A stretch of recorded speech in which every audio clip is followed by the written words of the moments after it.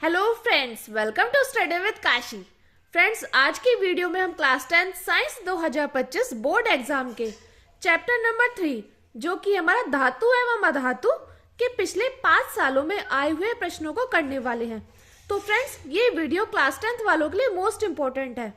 तो चलिए हम वीडियो को स्टार्ट करते हैं। देखिए फ्रेंड्स, हमारे चैप्टर 3 धातु एवं अधातु का वन शॉट है।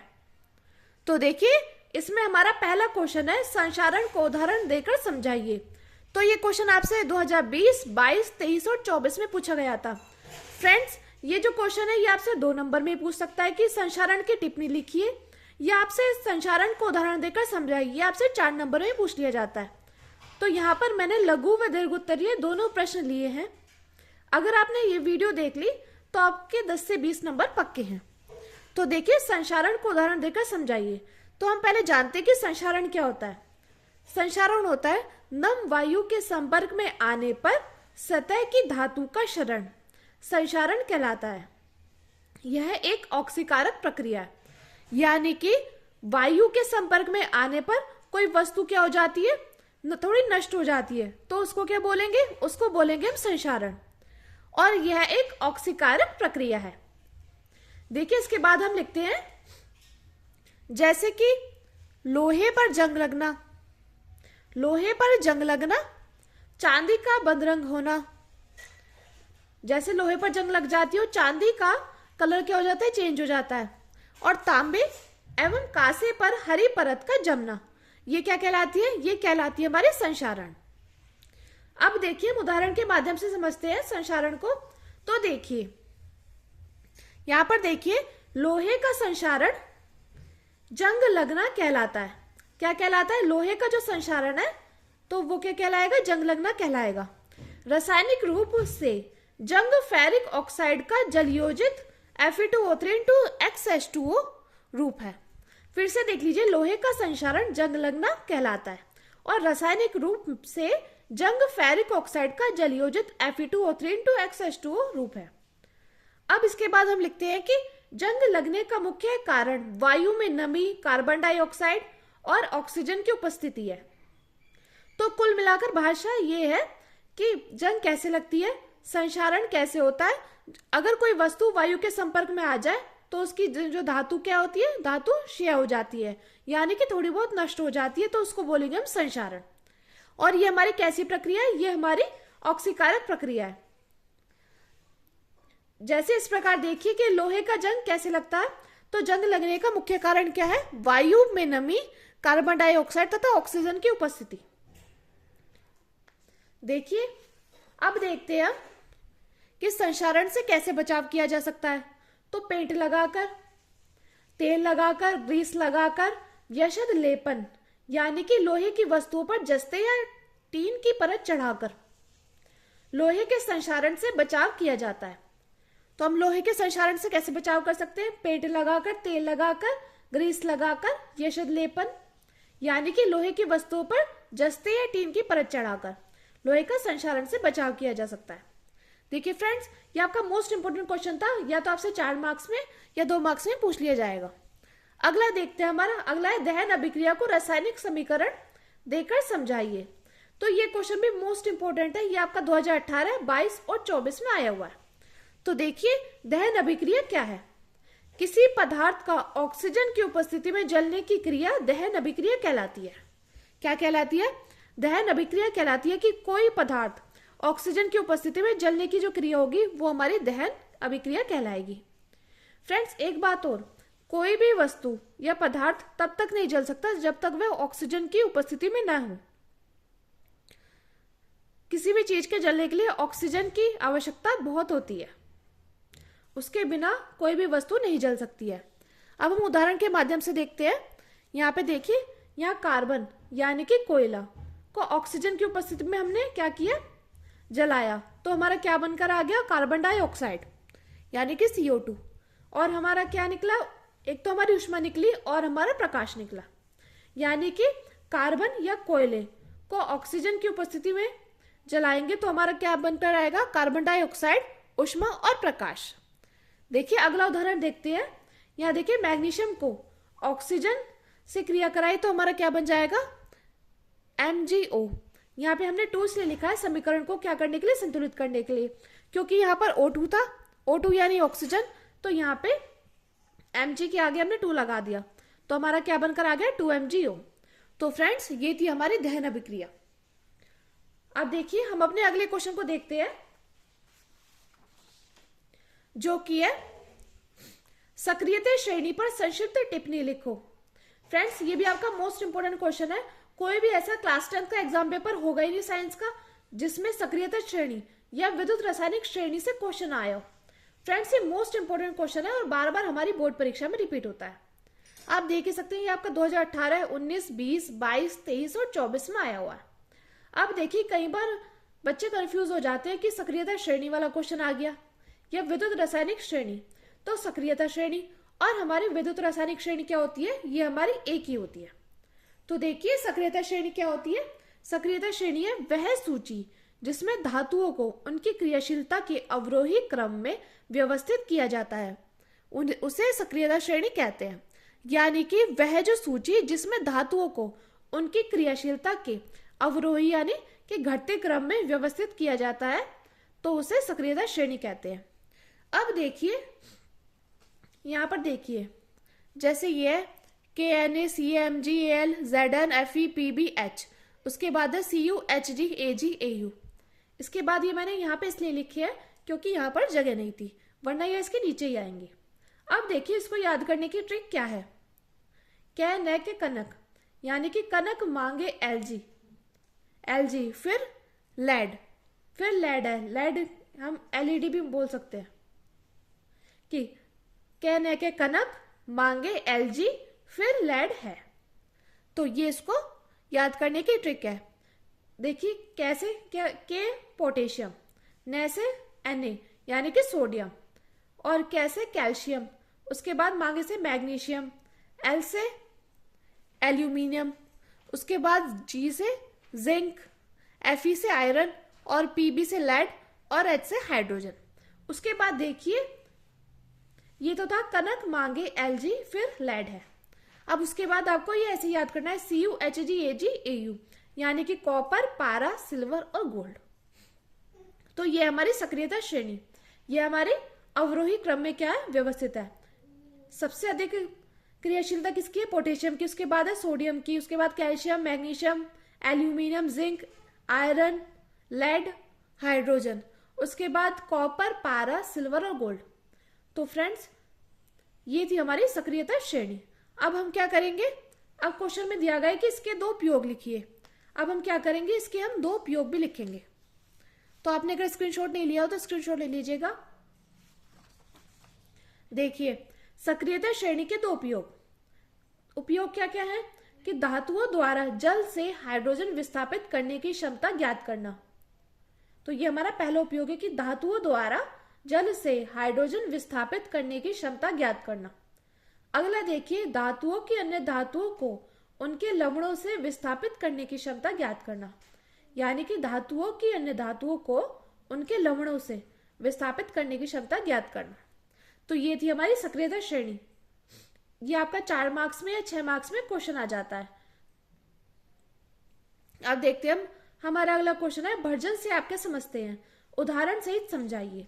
तो ये क्वेश्चन भी मोस्ट इंपोर्टेंट है, ये आपका 2018, 20, 23 और 24 में आया हुआ है।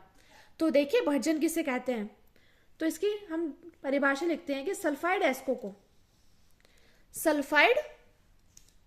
एस्को को उनके गलनांक के नीचे गर्म करने पर ऑक्साइड एस्को में बदलना भर्जन कहलाता है।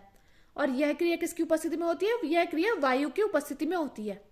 देखिए जरूरी नहीं कि जैसे भर्जन से आप क्या समझते हैं इसको उदाहरण देकर समझाइए। अगर ये क्वेश्चन आए तो जरूरी नहीं कि आप 2-4 पेज ही भरोगे। अगर आपने इतना लिख दिया ना तो आपको पूरे में से पूरे नंबर मिलेंगे, क्योंकि साइंस में ऐसा होता है कि पेज नहीं भरने होते, जो बात होती है सिर्फ वही लिखना होता है। तो देखिए भर्जन क्या है, सल्फाइड एस्को को उनके गलनांकों के नीचे गर्म करने पर ऑक्साइड एस्को में बदलना भर्जन कहलाता है। यानी कि यहाँ पे क्या है, यहाँ पे 3 बातें हैं कि सल्फाइड एस्को को उनके गलनांक के नीचे गर्म करने पर क्या बनता है, ऑक्साइड एस्को में बदलना क्या होता है, भर्जन कहलाता है। और यह क्रिया किसमें होती है, यह क्रिया वायु की उपस्थिति में होती है। अब देखिए जैसे सल्फाइड एस को O2 के साथ गर्म करेंगे तो क्या बनकर आएगा, ऑक्साइड एस प्लस SO2 यानी कि सल्फर डाइऑक्साइड। तो फ्रेंड्स आपको वर्जन समझ में आया कि सल्फाइड एस्को को उनके गलनांक के नीचे गर्म करने पर ऑक्साइड एस्को में बदलना क्या कहलाएगा, वर्जन कहलाता है। और यह क्रिया किसकी उपस्थिति में होती है, वायु की में। जैसे कि आप उदाहरण के माध्यम से समझिए, यहाँ पे हमने क्या लिया, यहाँ पे हमने जिंक सल्फाइड लिया, इसको हमने ऑक्सीजन की उपस्थिति में गर्म कराया तो हमारा क्या बनकर आया, सल्फर डाइऑक्साइड, और हमारा क्या बनकर आया, ऑक्साइड एस्क यानी कि ZNO। यहाँ पे हमने 2 इसलिए लिखा है और यहाँ पे कि हमारी समीकरण क्या हो जाए, संतुलित हो जाए। देखिए अब हम अपने अगले क्वेश्चन को देखते हैं जो कि है टिप्पणी लिखो। ये आपका 2018 और 2023 में आया हुआ क्वेश्चन है। फ्रेंड्स ये मोस्ट इंपोर्टेंट क्वेश्चन है और बार बार आपकी बोर्ड परीक्षा में रिपीट होता है। देखिए पहला आया तन्यता पर टिप्पणी लिखो और दूसरा है आघात वर्ध्यता पर टिप्पणी लिखो। ये क्वेश्चन आपका 4 मार्क्स में आया, 2 नंबर तन्यता के और 2 नंबर आघात वर्ध्यता पर टिप्पणी लिखने के। तो हम देखते हैं तन्यता आखिर है क्या। तो तन्यता धातुओं का वह गुण जिसके द्वारा उनके लंबे तार बनाए जाते हैं, तो उसे क्या बोलेंगे, जैसे सोना और तांबा।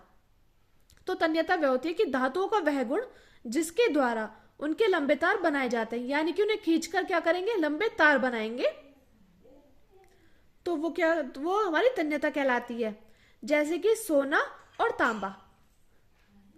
अब हम अपना अगला देखते हैं, अगला है हमारा आघात वर्ध्यता। तो धातुओं का वह गुण जिसके द्वारा धातुओं को पीटकर पतली चादर में परिवर्तित किया जाता है, तो वो क्या कहलाती है हमारी, वो हमारी आघात वर्ध्यता कहलाती है। इसका उदाहरण है लोहा और सोना। देखिए आपने एक बात नोटिस करी होगी कि सोना तन्यता भी है और सोना आघात वर्ध्यता भी है। कई बार आपके बहुविकल्प में प्रश्न आ जाता है कि सोना क्या है, तन्यता, आघात वर्ध्यता या इसमें से कुछ नहीं, या दोनों।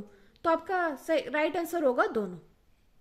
तो देखिए तन्यता क्या होगी, तो कि धातुओं को वह गुण जिसके द्वारा उनके लंबे तार बनाए जाते हैं, जैसे सोना और तांबा। और आघात वर्ध्यता होगी धातुओं का वह गुण जिसके द्वारा धातुओं को पीटकर पतली चादर में क्या कर देते हैं, परिवर्तित कर देते हैं। तो हमारा उदाहरण है लोहा और सोना। अब देखिए हम अपने अगले क्वेश्चन को देखते हैं जो कि है निम्न तत्वों का इलेक्ट्रॉनिक विन्यास लिखिए। फ्रेंड्स ये क्वेश्चन मोस्ट इंपोर्टेंट है, आपका 2020 और 23 में आया हुआ क्वेश्चन है। अब हमें क्या करना है, हमें सोडियम और क्लोरीन का इलेक्ट्रॉनिक विन्यास लिखना है। तो हम यहाँ पे लिखते हैं सोडियम का परमाणु क्रमांक कितना होता है, 11 होता है, ये हमें मालूम है। और इलेक्ट्रॉनिक विन्यास कितना होगा, 281। उसी प्रकार दूसरे में हम लिखते हैं क्लोरीन का परमाणु क्रमांक 17 है और इलेक्ट्रॉनिक विन्यास है हमारा 287। तो फ्रेंड्स ये क्वेश्चन भी मोस्ट इंपोर्टेंट है, कई बार आपसे 2 नंबर या 4 नंबर में पूछ ले जाता है। तो आपको सोडियम और क्लोरीन का परमाणु क्रमांक इलेक्ट्रॉनिक विन्यास पता होना चाहिए। अब हम अपने अगले क्वेश्चन को देखते हैं जो कि है, देखिए निम्नलिखित का कारण समझाइए। फ्रेंड्स ये क्वेश्चन भी मोस्ट इंपोर्टेंट है, बार बार आपकी बोर्ड परीक्षा में रिपीट होता है। ये तो आपका 2024 में आया हुआ है और 2025 में इसके आने के पूरे चांसेस हैं।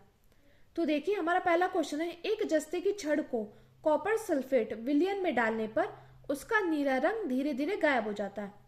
तो देखिए एक जस्ते की छड़ को कॉपर सल्फेट यानी कि CuSO4 विलयन में डालने पर उसका नीला रंग क्या हो जाता है, धीरे धीरे गायब हो जाता है। तो कैसे हो जाता है, तो हम यहाँ पे लिखते हैं कि Cu2+ यानी कि कॉपर आयन जहां भी रहता है वो नीला रंग देता है।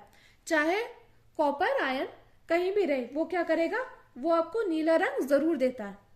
लेकिन हमारा Zn यानी कि जस्ता क्या होगा, वो हमारा जिंक हमारा नीला रंग नहीं देता। तो देखिए इस प्रकार हम लिखते हैं कि Zn को किसमें, कॉपर सल्फेट विलयन में डालने पर। तो हमने यहाँ पे लिखा CuSO4। अब देखिए हमने इससे अभिक्रिया कराई तो हमारा क्या बनकर आएगा, ZnSO4 + Cu। यानी कि यहाँ पर देखिए कि विद्युत रासायनिक श्रेणी में जिंक क्या है, जिंक ऊपर है और कॉपर क्या है, कॉपर हमारा नीचे है। इसलिए जिंक क्या है, जिंक अधिक क्रियाशील है और कॉपर कम क्रियाशील है। तो इसलिए वो अपने से नीचे वाले को क्या करते हैं, विस्थापित कर देते हैं। जो अधिक क्रियाशील होते हैं वो अपने से नीचे वाले को विस्थापित कर देते हैं। तो इसी प्रकार जिंक ने कॉपर को विस्थापित कर दिया। तो इसलिए ZnSO4 ये परिवर्तित हो गया और क्या बचा, कॉपर। अब देखिए यहाँ पे जिंक के साथ आयन कितने थे, 0 था। और देखिए कॉपर के साथ क्या आयन था, इस विलेन के साथ था +2 आयन। अब देखिए जब इसका क्या हो गया, यहाँ पर जिंक का क्या हो गया, ऑक्सीकरण हो गया, यानी कि यहाँ पे Zn+2 हो गया। और यहाँ पे कॉपर क्या हो गया, कॉपर का अपचयन हो गया। तो यहाँ पे क्या हो गया, यहाँ जिंक का ऑक्सीकरण हो गया और हमारा कॉपर का अपचयन हो गया। तो इस प्रकार हम लिखते हैं यहाँ पे। देखिए बस आपको ये पता होना चाहिए कि कॉपर आयन जहां भी रहता है वो नीला रंग देता है। और आपको ये समीकरण पता होनी चाहिए कि Zn की हमने कॉपर सल्फेट से अभिक्रिया कराई तो ZnSO4 प्लस कॉपर बना। तो हम यहाँ पे लिखते हैं कि जिंक कॉपर से अधिक क्रियाशील होते हैं। यह कॉपर सल्फेट के घोल से कॉपर को विस्थापित करके जिंक सल्फेट बनाता है जो रंगीन होता है। इसलिए जिंक की छड़ को कॉपर सल्फेट विलयन में डालने पर उसका नीला रंग धीरे धीरे गायब हो जाता है। तो फ्रेंड्स यही बात है कि जिंक कॉपर से अधिक क्रियाशील होता है और यह कॉपर सल्फेट के घोल से कॉपर को विस्थापित कर देता है। जैसे कि आपने देखा होगा यहाँ पे कॉपर को क्या कर दिया, विस्थापित कर दिया, करके जिंक सल्फेट बनाता है। यहाँ पे जिंक सल्फेट बना दिया जो रंगीन होता है, यानी कि इसमें कलर नहीं होता। इसलिए जिंक की छड़ को कॉपर सल्फेट विलयन में डालने पर उसका नीला रंग धीरे धीरे गायब हो जाता है। देखिए अब हम अपने अगले क्वेश्चन को देखते हैं। देखिए फ्रेंड्स ये वाला क्वेश्चन आपके बोर्ड एग्जाम में 4 मार्क्स का आया है। इसमें देखिए एक क्वेश्चन के साथ दूसरा क्वेश्चन भी जोड़ दिया है। तो देखिए हम दूसरा क्वेश्चन देखते हैं। दूसरा क्वेश्चन है हमारा, आयनिक यौगिकों के गलनांक उच्च होते हैं। तो कैसे उच्च होते हैं, तो देखिए हम बताते हैं कि क्योंकि धन आयनों एवं ऋण आयनों के बीच मजबूत आकर्षण बल कार्य करता है। इस आकर्षण बल को तोड़ने के लिए उच्चतम ऊष्मा व ऊर्जा की आवश्यकता होती है। इसलिए आयनिक यौगिकों का गलनांक उच्च होता है। यानी कि ये क्वेश्चन मैंने बहुत सरल भाषा में लिखा है कि क्योंकि धन आयनों और ऋण आयनों के बीच क्या होता है, मजबूत आकर्षण बल कार्य करता है। इस आकर्षण बल को तोड़ने के लिए उच्चतम हमें ऊष्मा और ऊर्जा की आवश्यकता होती है। इसलिए आयनिक यौगिकों का गलनांक क्या होता है, उच्च होता है। तो फ्रेंड्स ये था हमारा क्वेश्चन। देखिए अब हम अपने अगले क्वेश्चन को देखते हैं जो कि है खनिज और अयस्क में अंतर। ये फ्रेंड्स आपका मोस्ट इंपोर्टेंट क्वेश्चन है, आपका 2018 और 24 में आया हुआ क्वेश्चन है। 2025 में इसके आने के पूरे चांसेस है। तो देखिए एक जगह हम यहाँ पे खनिज लिख देते हैं और यहाँ पे हम अयस्क लिख देते हैं। तो देखिए खनिज क्या होते हैं, भूपटरी में प्राकृतिक रूप से पाए जाने वाले तत्व या यौगिकों को खनिज कहते हैं। खनिज क्या होते हैं, जो हमारी भूपटरी में प्राकृतिक रूप से पाए जाते हैं, यानी कि नेचुरल रूप से पाए जाते हैं, उन तत्वों या यौगिकों को खनिज कहते हैं। और अयस्क क्या होते हैं, वे खनिज जिनसे धातुएं आसानी से तथा कम खर्च में प्राप्त की जा सकती है, अयस्क कहलाती है। अयस्क होती है वे खनिज जिनसे धातुएं आसानी से तथा कम खर्च में प्राप्त की जा सकती है, अयस्क कहलाती है। अब देखिए इसका दूसरा पॉइंट है कि सभी खनिज अयस्क नहीं होते, यानी कि जो हमारे सभी खनिज है वो अयस्क नहीं होते, लेकिन सभी खनिज अयस्क होते हैं। इसमें अयस्क में सभी खनिज अयस्क होते हैं, पर इसमें सभी खनिज अयस्क नहीं होते। तो फ्रेंड्स आपने अगर स्क्रीनशॉट नहीं लिया हो तो स्क्रीनशॉट ले लीजिएगा। देखिए अब हम अपने अगले क्वेश्चन को देखते हैं। अगला क्वेश्चन है हमारा, Na परमाणु यानी कि सोडियम परमाणु क्रमांक दिया गया है 11 तथा क्लोरीन परमाणु क्रमांक 17 के संयोग से Na+Cl का बनना समझाइए। ये क्वेश्चन आपका 2016, 18 और 23 में आया हुआ क्वेश्चन है। तो देखिए हम अपने इस क्वेश्चन को सॉल्व करते हैं। तो देखिए Na क्या है, Na हमारा परमाणु क्रमांक, Na का परमाणु क्रमांक कितना है, 11 है। तो हम यहाँ पे लिख देते हैं Na का परमाणु क्रमांक कितना है, Na का परमाणु क्रमांक Na का परमाणु क्रमांक बराबर 11 है। और इसका इलेक्ट्रॉनिक विन्यास क्या होगा, इसका इलेक्ट्रॉनिक विन्यास होगा 2, 8 और 1। अब दिया है क्लोरीन का परमाणु क्रमांक 17 है, तो हम यहां लिखते हैं क्लोरीन का परमाणु क्रमांक 17 है।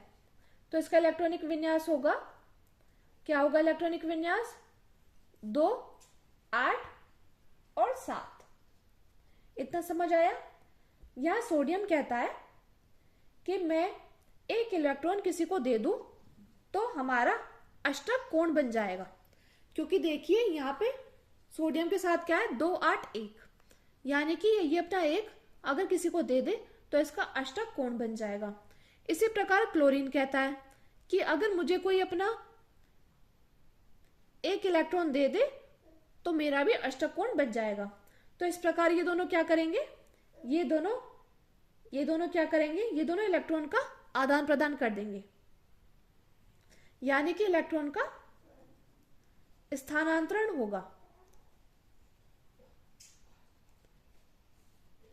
होगा तो क्या बंध बनेगा, ये बनेगा हमारा आयनिक बंध। आयनिक बंध। देखिए इतना समझ में आया आपको? यहां पर सोडियम का परमाणु क्रमांक 11 था, इलेक्ट्रॉनिक विन्यास 2, 8, 1 है, और क्लोरीन का परमाणु क्रमांक 17 था, इसका इलेक्ट्रॉनिक विन्यास आ गया 2, 8, 7। तो इलेक्ट्रॉन का स्थानांतरण होगा तो क्या बनेगा, हमारा आयनिक बंध बनता है। देखिए अब हम क्या करेंगे, यहां पर देखिए, यहां पर हम लिखते हैं Na+, तो Na प्लस एक इलेक्ट्रॉन क्या कर देगा, इसमें फालतू है। और देखिए क्लोरीन में क्या है, क्लोरीन में अगर एक इलेक्ट्रॉन जोड़ देंगे तो क्या हो जाएगा हमारा, क्लोरीन माइनस। तो इस प्रकार हमारे क्या हो जाएंगे, ये देखिए ये कैसे हुआ, ये था हमारा 2, 8, 1, तो यहां पे क्या बच गया, 2, 8 बच गया, और यहां था हमारा 2, 8, 7 और एक और आगे तो बन गया हमारा 2, 8 और 8। तो इस प्रकार हमारे Na+ और Cl- आयनिक बंध बनता है। तो फ्रेंड्स ये था आपका आंसर। अब देखिए हम अपने लास्ट क्वेश्चन को देखते हैं, जो कि है सिनेबार से मरकरी प्राप्त करने का रासायनिक समीकरण दीजिए। तो सिनेबार का सूत्र क्या होता है, सिनेबार का सूत्र होता है HgS। अब देखिए इससे मरकरी कैसे प्राप्त करेंगे, तो सिनेबार में ऑक्सीजन की क्रिया कराएंगे तो हमारा क्या बन जाएगा, ये बन जाएगा हमारा, यहाँ पे देखिए यहाँ पे हम ये बन जाएगा हमारा 2HgO, यानी कि मर्क्यूरस ऑक्साइड, प्लस क्या बचा 2SO2। अब देखिए अब जो हमारा ये बनकर आया ना 2HgO, इसको भी हम क्या कर देंगे, इसको भी हम यहाँ पे गर्म कर देंगे तो हमारा बनकर आएगा O2 + 2Hg। तो ये